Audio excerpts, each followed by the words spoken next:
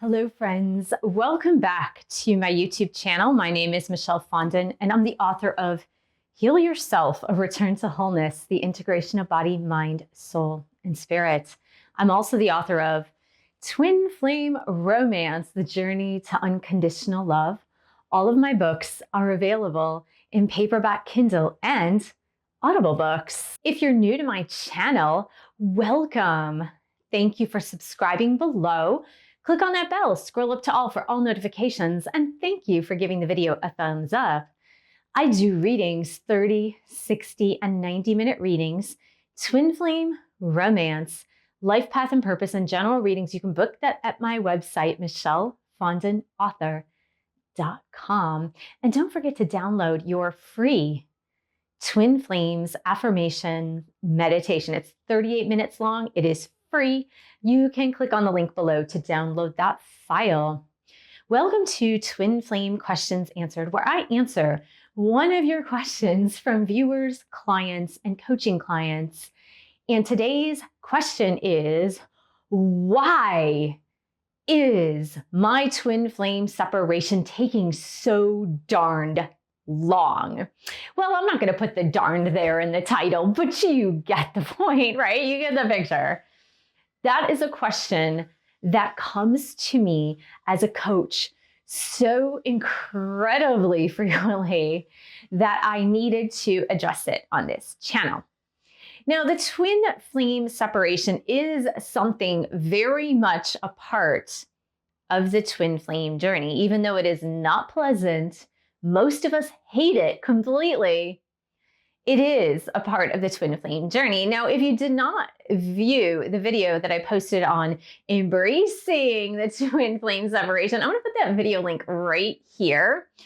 I also did a few videos back, gosh, I don't know if it was 2019 or 2020, but on the on again, off again twin flame relationship, and then just the on again, or like the twin flame relationship, which tends to be like it's through the stages, including the separation. So I will try to put the links in the info box below. If not, I will put them in the end frame of this video, but those are super useful if you want to be able to understand further the twin flame separation. But for today's video, what we're going to do is we are going to divide the twin flame separation in like, why is this taking so darn long, into two categories. So the first category are things that you cannot control. Now, the reason I'm going to start with that is because you can't control them. And then the second category are the things that you actually can control. And I think those are really, really important to help you understand the length and duration of time of your twin flame separation. Because if you can do certain things to help along your twin flame journey and reunion in that timeline, then yay, finally something we can do. But of course, let's start with the things that you cannot control. Now, the reason why this came to me in this category was based on the serenity prayer. God, grant me the serenity to accept the things I cannot change, the courage to change the things that I can, and the wisdom to know the difference. So what can't you control in the twin flame journey during this entire crazy separation? Now, one of the things that you absolutely can't control is divine timing. Oh my gosh, divine timing. This is something that comes up in personal readings so many times. Let me just explain something about divine timing. You have a soul contract with your twin flame. And as such, you have agreed on many things, including the obstacles in your path and personal growth aspects, as well as the pathway to reunion. Now, at times, just depending on where you are in your twin flame journey, you and your twin flame met or encountered each other or started dating or whatever the case may be for you and your twin flame, and that activated the process that unlocked the soul contract between you and your twin flame. Now, based on your individual story, and I talk about this in the Twin Flame Matrix, which is a video I produced probably at the end of 2019, early 2020. I'll put the link right here for the Twin Flame Matrix. But depending on your matrix with the soul contract with your twin flame, it just might be that, let's say you guys met in 2019, and according to your soul contract, you're not supposed to be together until 2022. That's just part of the trajectory of your journey.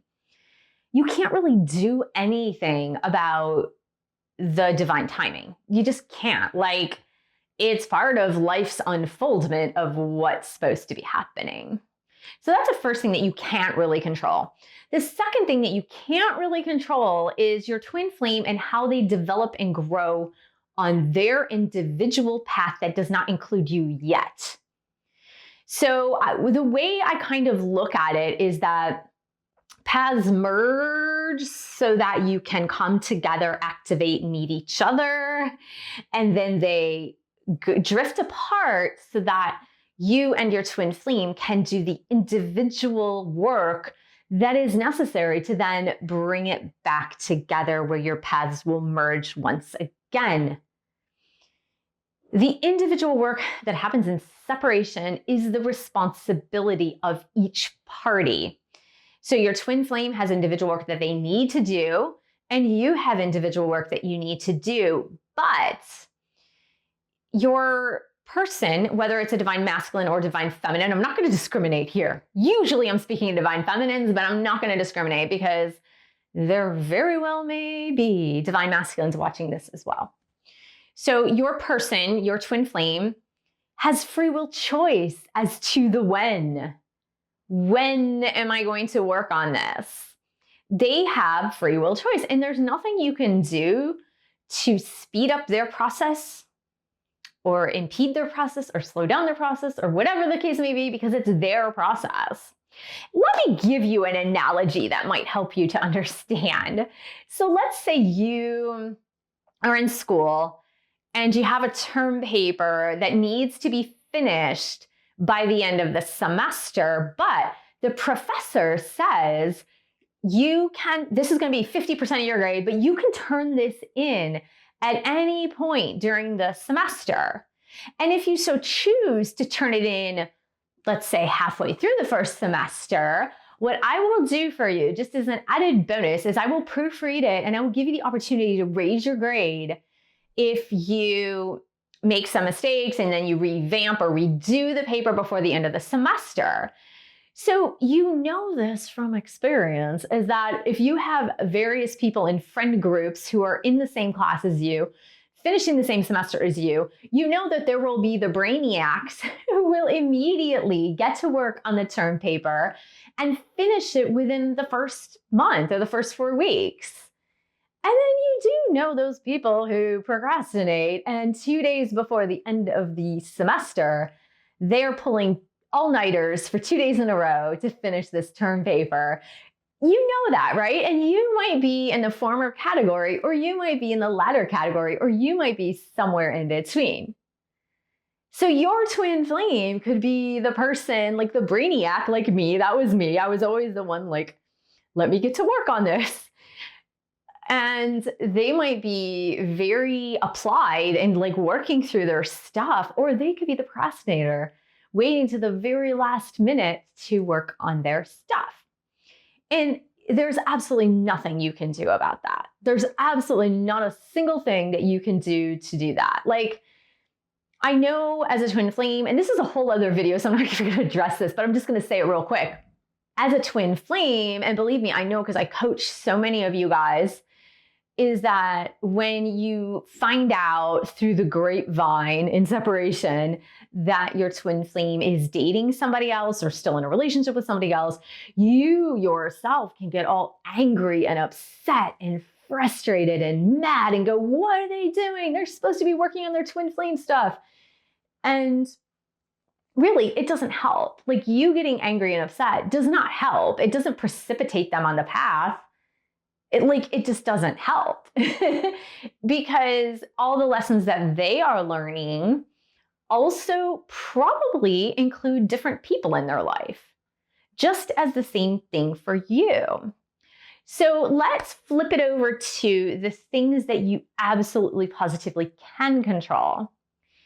So the things that you can control during the phase of separation, whether it lasts 3 months, 6 months, 12 months, 5 years, 10 years, however long it lasts, is first thing is communication with your twin flame. If there so happens to be communication with your twin flame, that you keep it in the highest light and love of God, meaning that even if you do get triggered, try not to respond in a triggered way. Now, I know this is super hard. I have been there, guys. I have been there. I've been in the ups and downs of that. So I completely know that sometimes when your twin flame really triggers you, and God, they do know how to trigger you. Like, they find the right words to trigger you. But you have a choice of how you respond. You always have a choice of how you respond. You can respond with ego and be on the defensive. You can get into self-pity mode and victim mindset. You can get into like anger and frustration. Like, even if you have those emotions that arise, you can still respond with the highest light and love of God. Like, you can still respond to them in a higher spiritual light. You don't have to choose the low road. You can choose the high road. Like I said, it is a tall order. I'm not saying that any of these things are easy, because they're not easy. I recognize they're not easy, 100%. But you can choose the high road. So that's the first thing that is within your control. The second thing that is totally within your control is how fast or how slow you recognize the things that you need to work through and the speed at which you work through them. Now, some things, of course, are going to take a longer period of time to work through, and some things are going to take a shorter period of time to work through. So, for example, if you have a lot of people you need to forgive from your past, that might take a longer time. Or if you have a hard time with your own self-esteem and self-worth, that might take a longer time to work through. But for example, if you really need to change a habit, for example, you find that the way you cope with your problems is by having a drink or smoking a joint at the end of the night or popping a pill, like, you are in direct control over how and when and with whom. Like, if you need a therapist or a detox center or whatever, like in those instances, for example, you are in direct control over how am I going to overcome this coping mechanism that is just not healthy for me. And I can find a different coping mechanism that is much healthier for me, like meditation or group therapy or whatever it is. So there are some things in your life that, of course, need changing so that you can grow to the optimal level, the maximum level that you need in order for that separation to end. And again, you are only responsible for your piece. You're only responsible for your pieces in the puzzle. And you're not responsible for your twin flames pieces. Like, they're going to do their thing. You've got to do your thing. The biggest problem that I encounter with twin flames who are in desperation for reunion, like, they're just like, I am done it. I'm done with it. I am over with it. If you haven't yet viewed the video on like losing faith in your twin flame connection, I will post that right here. But they're like done. They're over it. They're like, I'm so sick of the separation. I'm ready to be with my person now. I don't understand this. This is so frustrating.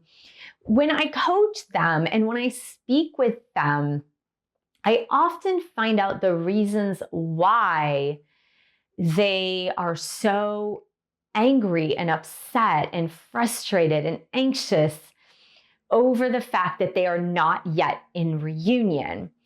And I will tell you this right now, 9 times out of 10, it's that they are running from their own problems. They are running from their own personality flaws. They are running from their own bad habits. And they're not wanting to work through them completely. Sometimes they see them, sometimes they don't. But in the end, a lot of them are not willing to actually dive deep into the real source of the problem, the real problem of the problem.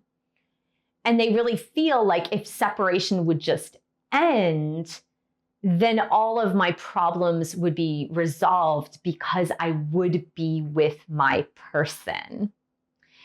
And believe me, I hear this over and over and over again. It's like, I'm sick of being alone. I'm lonely. I've been divorced for such and such amount of time. I left my other person for my twin flame and they haven't done it yet.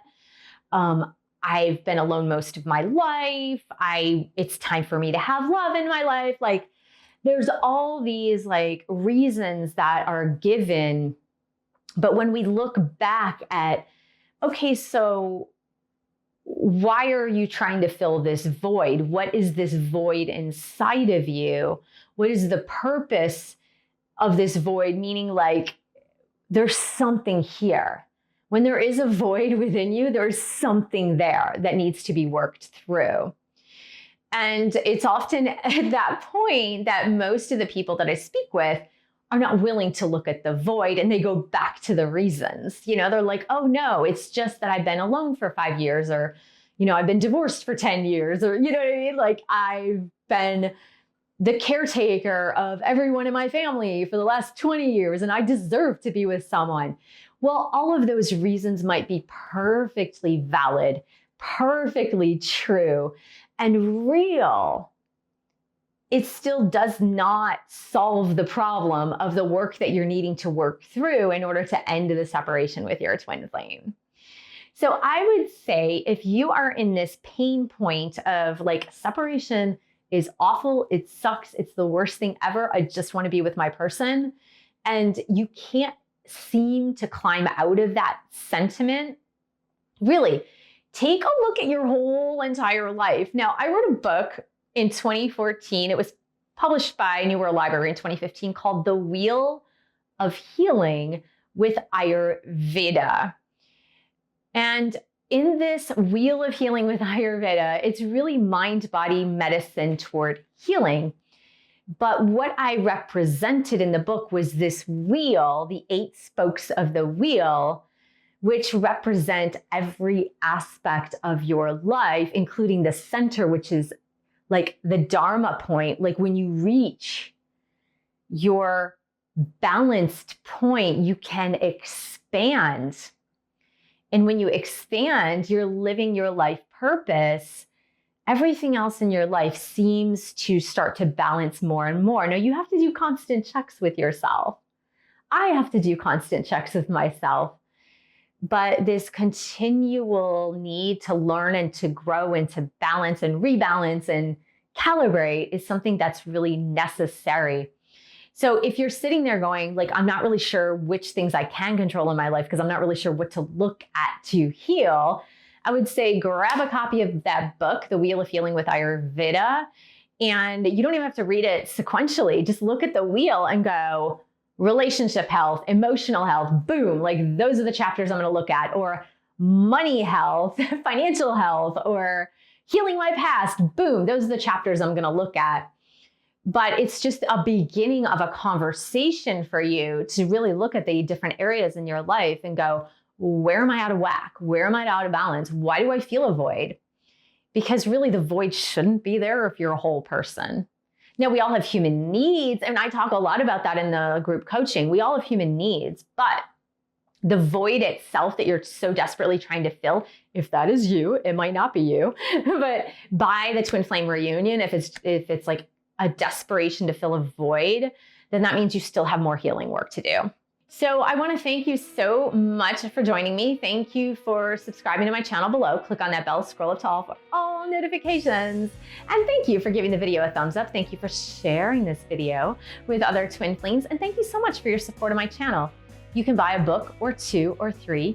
You can join a twin flame boot camp. The links are below. You can also join my group coaching membership. We're talking about boundary setting this month, and I will see you in the next video.